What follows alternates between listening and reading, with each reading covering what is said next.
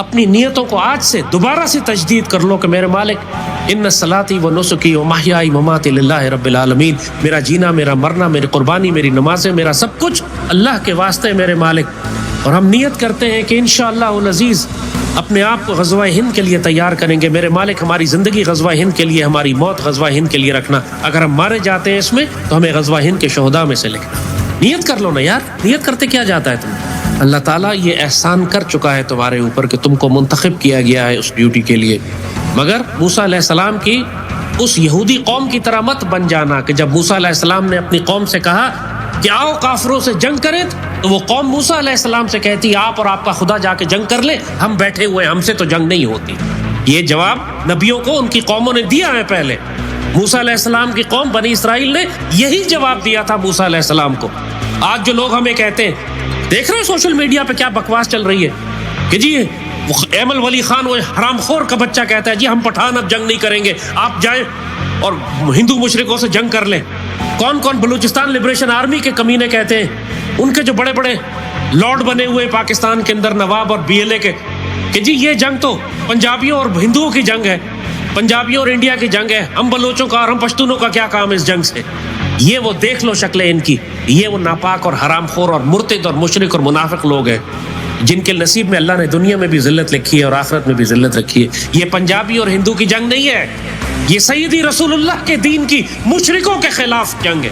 یہ غزوہ ہند ہے. بدنصیب ہوگا جو اس میں شامل نہ ہو. اللہ کا احسان ہوگا اس کے اوپر جو اس میں ایک اینٹ بھی اٹھا کے رکھ سکے، ایک تیر بھی چلا سکے، ایک روپیہ بھی خرچ کر سکے. اور یہ جنگ بتایا تھا تم لوگوں کو پوری قوم نے لڑنی ہے. اب بم گولے باری سب ہمارے شہروں میں ہوئی نا، اسلام آباد، راول پنڈی، گجرانوالہ، لاہور. کون سا شہر ہمارا ایسا ہے جس کے اوپر ان کے ڈرون آ کے نہیں پھٹے اور نہیں گرے؟ یہ جنگ شہروں میں داخل ہو گئی نا. ان کے میزائل ابھی تو صرف ڈرون بھیجے انہوں نے، ابھی ان کے بیلسٹک میسائل بھی آئیں گے، ابھی ان کے جہاز بھی آئیں گے، ان کی توپوں کے فائر بھی تم تک پہنچیں گے.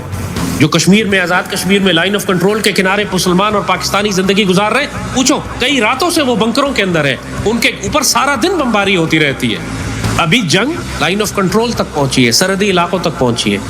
لیکن یہ جنگ ہمارے پنجاب میں، سرحدی علاقوں میں، سندھ میں داخل ہوگی. اور پھر دشمن کے طیارے اور میزائل باقی پورے پاکستان کو بھی بتائیں گے کہ غزوہ ہند کی اس جنگ میں کیا خوفناکی ہے، کیا تباہی ہے.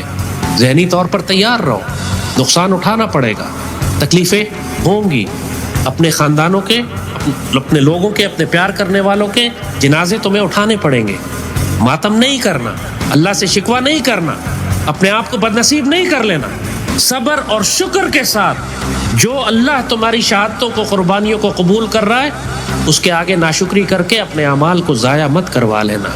یہ ہوگا، ابھی قربانیاں ہوں گی، شہداء آئیں گے اور لاکھوں میں آئیں گے، ایک دو نہیں. جب فیصلہ کن جنگ ہوگی تو لاکھوں اور کروڑوں میں شہید آئیں گے. تم جنازے اٹھاتے اٹھاتے تھک جاؤ گے، تمہارے پاس سانس لینے کی فرصت نہیں ہوگی، اتنے جنازے ہوں گے. غزہ کے مسلمانوں کا یہی حال ہے نا، دفن کرنے کی جگہ ختم ہو گئی. ان کے پاس سڑک کے کنارے، فٹ پاتھ پر جنازے دفن کیے ہوئے انہوں نے. جنگوں میں ایسے ہی ہوتا ہے.